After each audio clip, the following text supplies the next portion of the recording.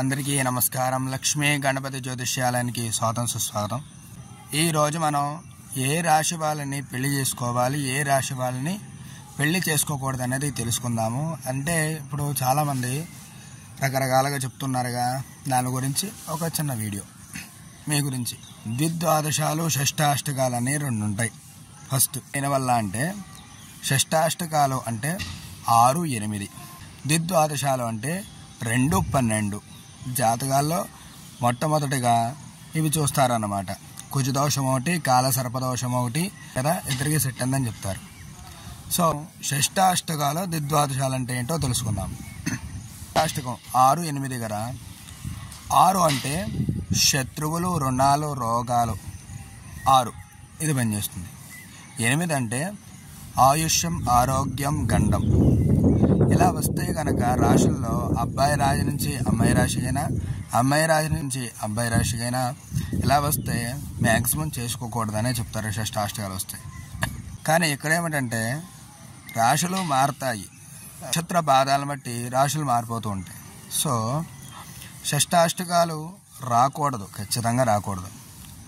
ద్విద్వాదశాలు అయితే రావచ్చు. అదేంటంటే ద్వాదశ అంటే 2, 12 నో ప్రాబ్లం. 2 ఏమిటి? ధనం, మాట. 12 ఖర్చు, కోపం, మూర్ఖత్వం ఇలాంటివి ఉంటాయి.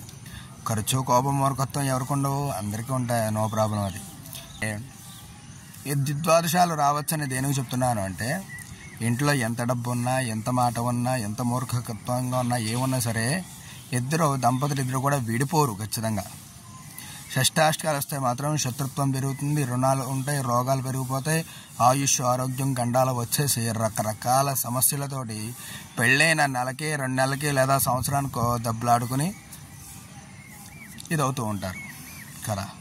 కాబట్టి షష్టాష్టకాలు రాకూడదు జాతకాల్లో. ద్విద్వాదశాలు వచ్చినా సరే పెళ్ళైతే చేసుకోవచ్చు, నో ప్రాబ్లం. షష్టాష్టకాలు అంటే మీకు ఈజీగా మేషం నుంచి మొదలయ్యి 6వ రాశి ఏమిటి? కన్యా రాశి. 8వ రాశి ఏంటి? వృశ్చిక రాశి. మేషానికి అబ్బాయి నక్షత్రం మేషరాశి అయ్యుండి అమ్మాయి రాశి కన్య కానీ లేదా వృశ్చికం కానీ వస్తే దీన్ని షష్టాష్టకాలు అంటారు. ద్విద్వాదశాలు ఏమిటంటే అబ్బాయి మేషరాశి అయ్యుండి వృషభ రాశి అమ్మాయిదైనా లేదా మళ్ళీ 12 మీనరాశి అయినా వచ్చినా సరే సంబంధాలు అయితే చేసుకోవచ్చు, నో ప్రాబ్లం. లైక్ చేయండి, షేర్ చేయండి, సబ్స్క్రైబ్ అయితే చేసుకోండి. ఇలాంటి వీడియోలు మీకు ఎన్నో చెప్తుంటాను. నమస్కారం.